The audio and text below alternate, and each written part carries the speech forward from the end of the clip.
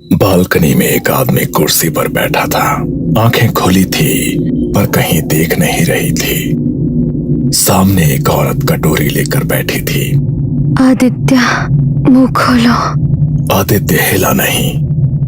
औरत ने अपने हाथ से उसका जबड़ा थोड़ा खोला और निवाला उसके मुंह में डाला। आदित्य ने चबाया नहीं, बस निकल लिया।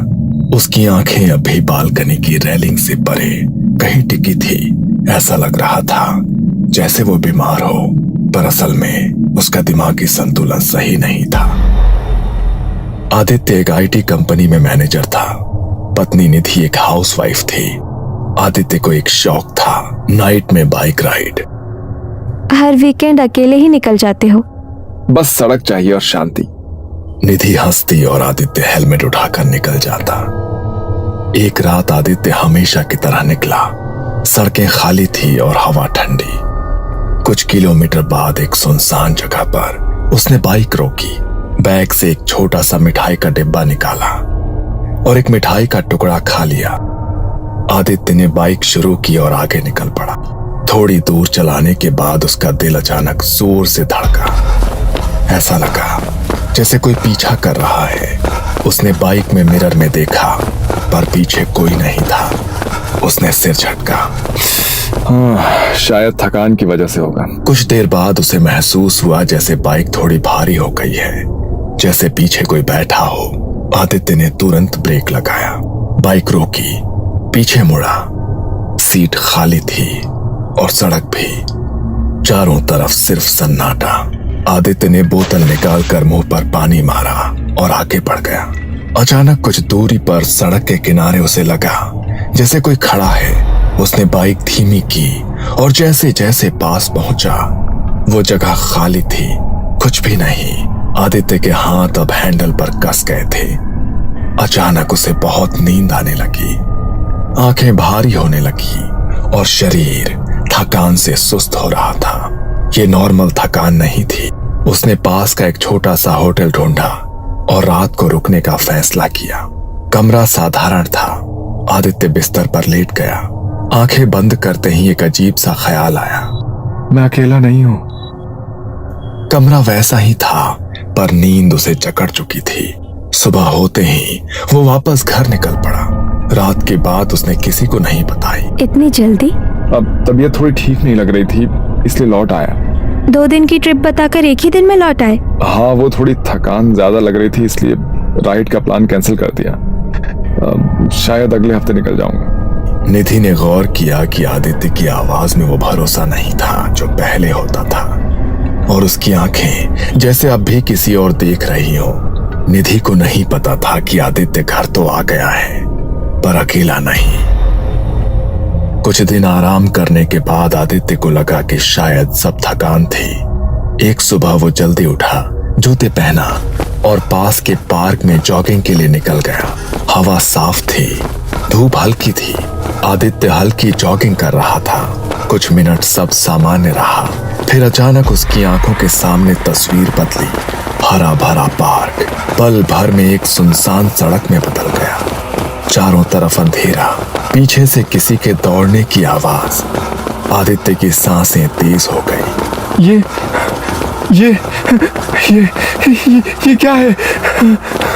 वो दौड़ रहा था पर उसे पता नहीं था कि किससे भाग रहा है। अचानक उसके सिर में तेज घुमाव हुआ, पैर लड़खड़ा गए। वो लगभग गिरने ही वाला था कि किसी तरह पास की एक बेंच तक पहुंचा और बैठ गया। पसीना टपक रहा था, हाथ कांप रहे थे। उसने बोतल से पानी पिया। धीरे धीरे पार्क वापस दिखने लगा। शायद थकान है या काम का स्ट्रेस। वो उठता है, घर लौट जाता है। शाम को ऑफिस से लौटते वक्त आदित्य फैमिली डॉक्टर के पास रुकता है। ब्लड प्रेशर बिल्कुल नॉर्मल है, शुगर भी ठीक है। सुबह जॉगिंग करते वक्त अजीब सा चक्कर आया था। मेंटल स्ट्रेस होगा, आराम करो, सब ठीक हो जाएगा। आदित्य मान लेता है और घर लौटता है। निधि से कुछ नहीं कहता। वो दोनों डिनर कर लेते हैं, थोड़ी देर टीवी देखते हैं और सो जाते हैं। पर उस रात उसके सपनों में फिर वही सुनसान सड़क थी। अगला वीकेंड आया। रात का खाना हो चुका था और आदित्य हेलमेट पहन रहा था। आज मत जाओ, पिछली बार तबीयत ठीक नहीं थी। कुछ नहीं हुआ था, बस काम का थोड़ा स्ट्रेस था। इतना कहकर वो निकल जाता है। उस रात सड़क खाली थी, ठंडी हवा। कुछ दूरी के बाद आदित्य को फिर एहसास हुआ कि बाइक भारी लग रही है और पीछे कोई बैठा है। अब फिर नहीं। वो बाइक रोकता है, पीछे देखता है, कुछ नहीं। पर इस बार डर जाने वाला एहसास था। कुछ देर बाद उसके हाथ सुन्न होने लगे और पैर भारी, और फिर उसे समझ नहीं आ रहा था कि वो किस दिशा में जा रहा है। उसने मोबाइल निकालकर मैप्स खोला। नो नेटवर्क, चारों तरफ अजनबी रास्ते। मैं कहाँ आ गया हूँ? उसका दिमाग सुन्न था। वो बस किसी एक रास्ते पर बाइक मोड़ लेता है। वो चलता रहता है, चलता रहता है। कई किलोमीटर्स के बाद सड़क के किनारे एक पुराना टूटा हुआ घर दिखाई देता है। खिड़कियां बिना शीशे की, दरवाजा आधा खुला। अजीब बात यह थी कि आदित्य को लगा कि वो जगह उसे पहचानती है। वो बाइक रोकता है, घर की ओर बढ़ता है। आदित्य उस पुराने घर के दरवाजे तक पहुंचा। दरवाजा चरमराते हुए अपने आप थोड़ा खुल गया। अंदर से एक अजीब सी बू आई, बासी हवा, सीलन, जैसे वो घर सालों से बंद पड़ा हो। आदित्य ने गला साफ किया। कोई है? उसकी आवाज खाली कमरों से टकरा कर लौट आई। कोई जवाब नहीं। वो अंदर गया। पहला कमरा खाली, दूसरा खाली। पर अजीब बात यह थी कि सारे कमरे सजे हुए थे।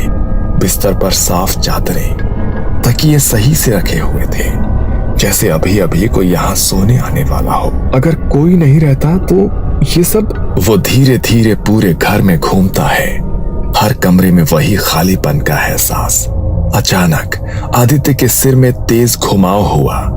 पैरों तले जमीन जैसे खिसक गई। नहीं, ये फिर से। उसकी आंखों के सामने सब धुंधला होने लगा। उसने एक कदम आगे बढ़ाया और वो जमीन पर गिर पड़ा। जब उसकी आंखें खुली तो हल्की धूप सीधे उसके चेहरे पर पड़ रही थी। आदित्य ने आंखें सिकोड़ कर देखा। वो सड़क के किनारे पड़ा था। वो उठकर बैठ गया। सिर भारी था, शरीर में दर्द। उसकी बाइक थोड़ी दूर सड़क के किनारे खड़ी थी। मैं यहाँ कैसे? वो लड़खड़ाते हुए खड़ा हुआ, फिर पीछे मुड़कर देखा जहां रात में वो पुराना घर खड़ा था। अब वहां सिर्फ एक टूटी दीवार थी, बाकी सब मलबा, जैसे वो घर सालों पहले ढह चुका हो। आदित्य की सांस अटक गई। उसने अपने कपड़े झाड़े, हाथ कांप रहे थे। बाइक के पास पहुंचा। उसने बाइक का मिरर देखा और उसी पल उसे फिर से एक झटका लगा।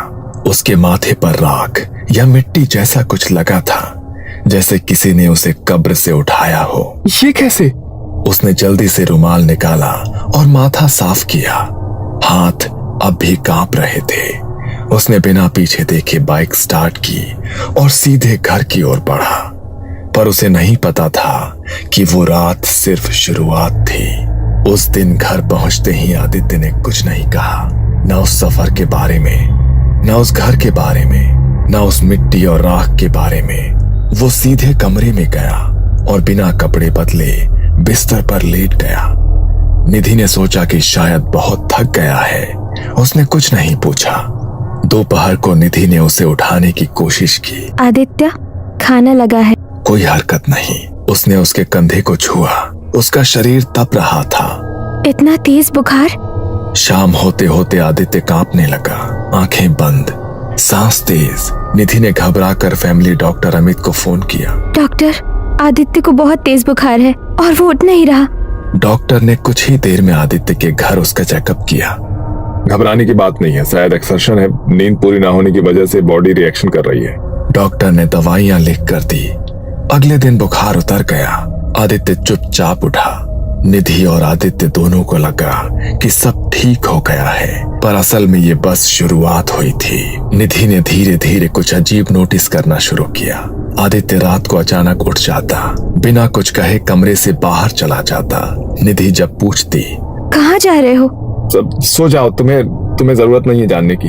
वो बालकनी में अंधेरे को घूरते हुए काफी देर तक खड़ा रहता। जिस आदमी को रात की सड़कें पसंद थी वो अब अंधेरे से डरने लगा था। उसने बाइक को छूना तक बंद कर दिया।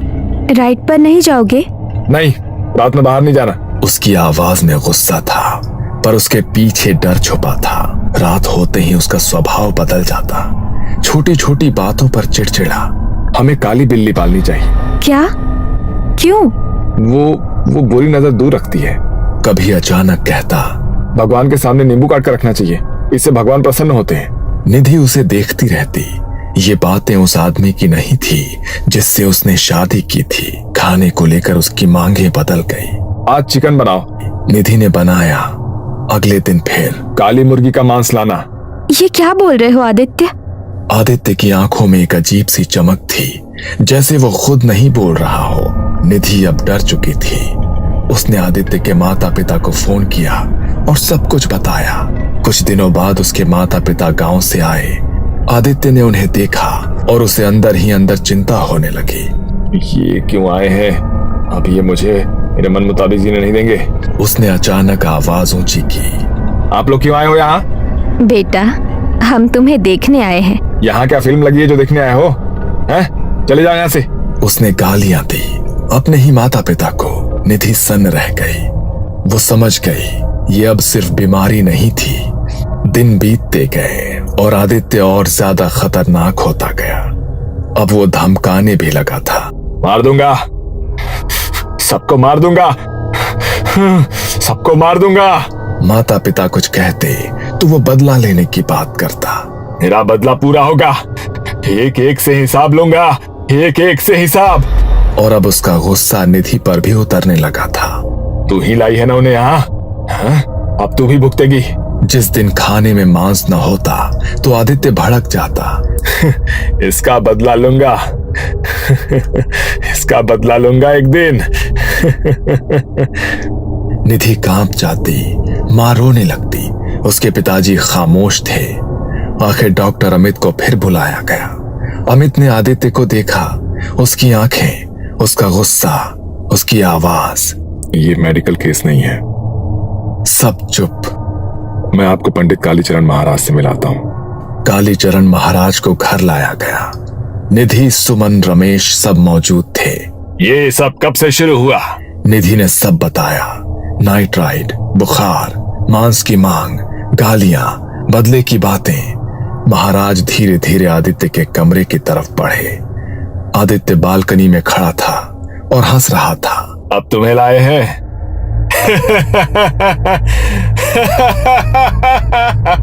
अब तुम्हें लाए हैं। तुम्हें लाए हैं मुझे रोकने के लिए। किस चीज का बदला चाहिए? आदित्य की हंसी और तेज हो गई। बदला, सबसे बदला। महाराज ने झुककर कहा, मैं बदला लेने में तुम्हारी मदद करने ही आया हूं। आदित्य चौंका, फिर हंसा। अब समझे तुम लोग मैं कितना खतरनाक हूं। उसने महाराज को अपने साथ मांस खाने का न्योता दिया। 2 दिन बाद तब बदला भी लेंगे और मांस भी खाएंगे। नीचे आकर महाराज ने सबको बताया। 2 दिन इसे कमरे से बाहर मत निकालना, नहीं तो ये किसी को भी मार सकता है। 2 दिन बाद महाराज अपने शिष्य के साथ आए। मांस बनवाया गया। देखो, मैं तुम्हारी मदद करने आ गया, तुम्हारा बदला लेने। बदला लेने उसी जगह जाना होगा। रमेश और शिष्य आदित्य को लेकर बाहर निकले। उस सुनसान सड़क पर पहुंचकर आदित्य रुक गया। यही आएगा वो। बैठ जाओ यहाँ। दूसरी तरफ चुपचाप भूत बाधा की तैयारी हो चुकी थी। तू कौन है? अरुण। यही इस मोड़ पर एक कार ने मुझे मारा। मेरी लाश यहीं पड़ी रही। 2 हफ्ते पहले उसने मिठाई खिलाकर मुझे बुलाया। अब ये शरीर मेरा है। तीनों ने आदित्य को पकड़कर हवन किया और घसीटा। अरुण की आत्मा चीखने लगी। मेरा बदला पूरा होते ही मैं इसे अपने साथ ले जाऊंगा। हवन के पास बाबा ने कच्चे मांस से एक शरीर का पुतला बनाया था। यही है जिसने तुझे मारा था। अरुण उस पर झपटा, गला घोंटने लगा। महाराज ने भस्म फेंकी और उसे मशाल थमाई। अब जला और मुक्त हो। शिष्य ने आदित्य को पीछे खींचा। तभी महाराज ने आखिरी बार भस्म फेंकी। आदित्य गिरा पर उसका सिर पत्थर से टकराया। आत्मा निकल गई पर आदित्य वापस नहीं आया। उसका इलाज हुआ पर उसका दिमाग ठीक नहीं हुआ। आज भी वो आग से डरता है। बालकनी में बैठा कहीं देखता रहता है।